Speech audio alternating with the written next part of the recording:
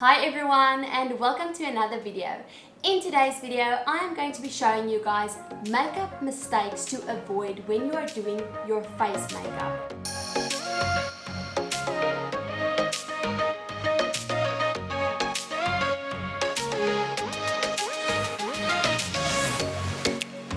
In this video, I will be doing half of my face the right way and half of my face the wrong way so that you guys can see side by side what a big difference it does make if you do your makeup correctly. The first thing that you must always do is wash your face. Sounds pretty obvious, but some people don't. So make sure that your face is washed, that you exfoliate your skin regularly, and also before you apply any makeup, make sure that you moisturize. So on the right side of my face, I'm going to moisturize. This side, I'm going to leave. I did wash my whole face, I don't know how to just wash one side of my face, so my face is clean. Another step that a lot of women actually skip, and I'm also guilty, I'm going to be honest, is priming.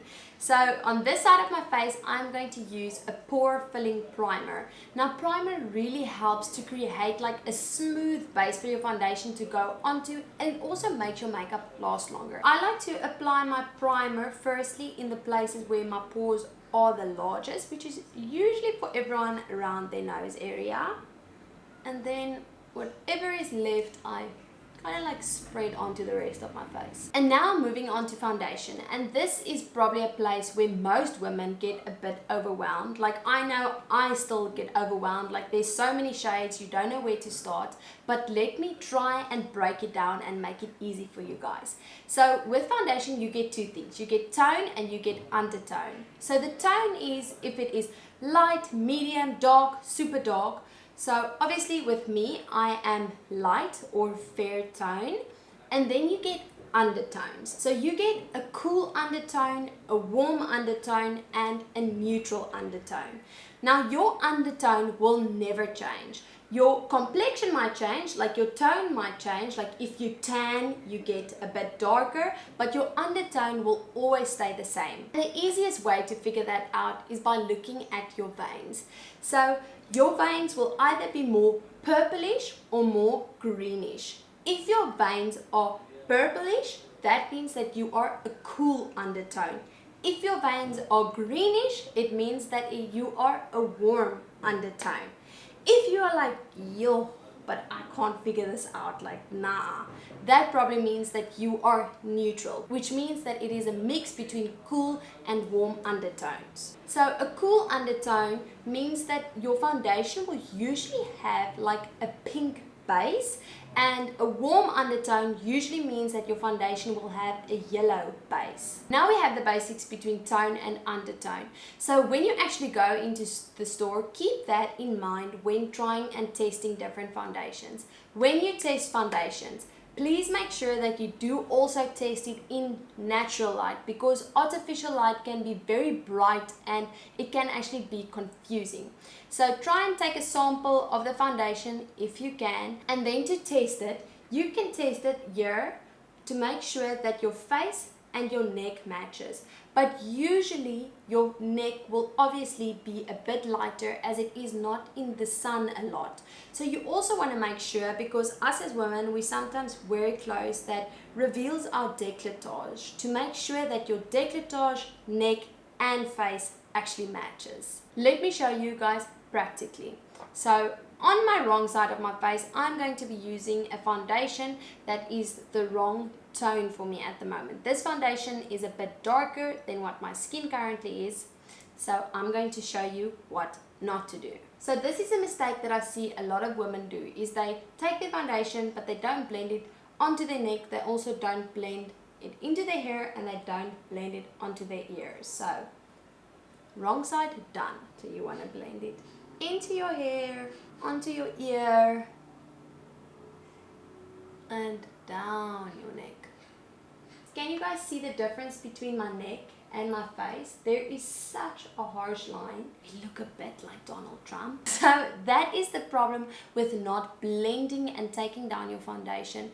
And it is even worse if you are, for example, a cool undertone and you put on a foundation with a warm undertone, because I know we all want to look tan, so we put on a foundation that has a warm undertone, but then it just makes us look orange. And if you on the other side again are a warm undertone and you put on a cool undertone foundation, then you look grey and sick. So the undertones and the tones of your foundation is really important when choosing. Now we are moving on to concealer. So what I see a lot of women do, and I think social media is kind of guilty of us doing this trend, is using a super light concealer, because I mean we want to brighten our eyes. So on the wrong side, I'm going to use a concealer that is way too light for me, and we do this triangle because that is what we see, and we take it up to our lash line.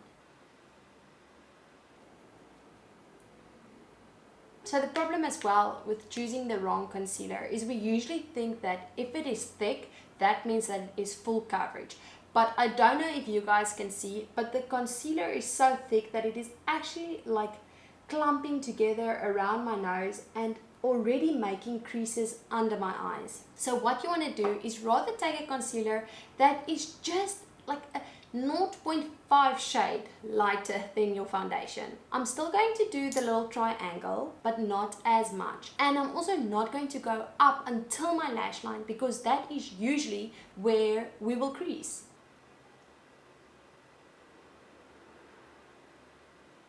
What I like to do then, if I see that my concealer didn't completely hide my dark circles and my bluish undertones that are coming through, I like to go in with a concealer that has a bit of a peachy undertone, because the peachy color cancels out blue. And also very importantly is to go into this little area right there, because most people are bluish around that area. Now we are moving on to setting the face. So I know a lot of you see on Instagram and YouTube and all those places that people are baking to set their makeup. I personally really don't enjoy baking, because it simply dries out my face way too much, and when you actually get into natural light, it looks like you are a little dry lizard. So on this side, I'm going to bake my face.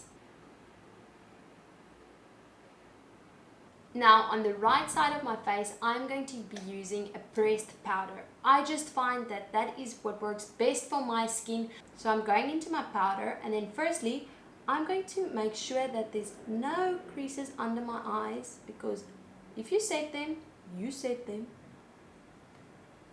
And then I'm focusing the majority of the product on my T-zone. And whatever is left on my brush, I will dust around. Now we are moving on to bronzing and contouring, and a lot of us have heard that for bronzing and contouring you have to do the little fishies and literally just follow that line. So a few mistakes that most people make, first of all, is they choose the wrong color. So this product is a bit too warm, and that means it can usually get very muddy. Another mistake that people also make is they choose a brush that is too big for their faces. So let me show you. So a lot of people go in with a heavy hand, and then they start in the middle, and then they also heard that you must do a 3, so they do the 3.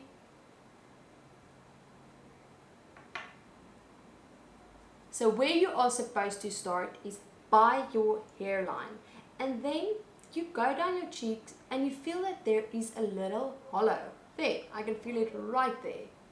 So that is the line that you are going to follow. I'm taking a much smaller brush, dipping it into my product. This product has a bit more of a cooler undertone as well, so tapping off the majority of the product, following that little hollow, starting by my hairline, going down. A little tip that I also like is when I get here, I almost like flick it out a bit, not go down, because you want to create the appearance of a lifted look. With the 3, you want the bronzer to start in your hairline. If you think about it, it is where the sun would hit you. Can you guys see the difference? This side, my face looks lifted and sculpted. this side it looks like a muddy mess. Now we're moving on to blush. So on the wrong side, I'm going to go in with this color blush, and again, not tapping off the product. So when I'm going to place it, it's going to make a blotch. And then we know that we must smile and just put it on the apples of our cheeks. So when you smile, do you see that the apples of your cheeks, they move up? But I mean, no one walks around like this. We walk around normally. So that is why you must literally look yourself straight in the mirror and place the blush. I like to take my blush a bit higher and also just place a bit of it over my nose, the little bit that there's still on the brush. For highlighter, also again, choosing the wrong shade. Sometimes we see on Instagram there's these beautiful highlighter shades that has like a purple glow to it and it looks beautiful, but in real life it doesn't. So firstly, we're going to choose the wrong shade again and wrong placement. So I'm going to go in with that purple shade, again not tapping off the product, and I see a lot of people start their highlight here. And again, not tapping off the product, they go here. And then they put a lot on their nose. The problem with placing your highlight right here is this is the place where most of us probably have the biggest pores. So when you put a highlight there, it actually enhances and puts more focus on those pores. So what you want to do is, I personally like to mix these two shades and tap off, and then literally on the highest point, here where your bone is. And whatever is left on the brush, I take up. Bit on the nose, here in between the eyes and the cupid's bow. And then the last step that a lot of people skip for the base face makeup, if I can call it like that, is not using a setting spray. So on this side, I won't be using a setting spray. On this side, I will.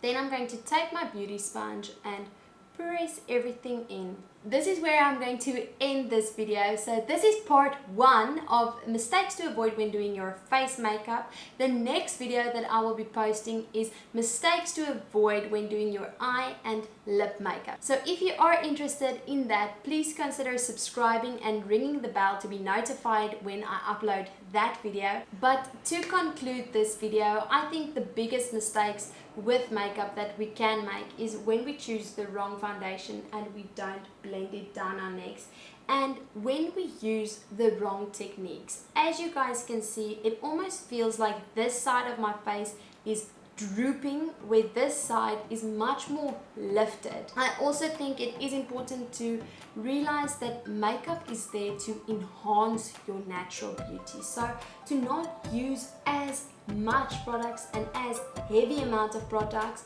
but rather to try and keep it a bit more natural. Always remember, you are worthy, you are loved, and you are beautiful.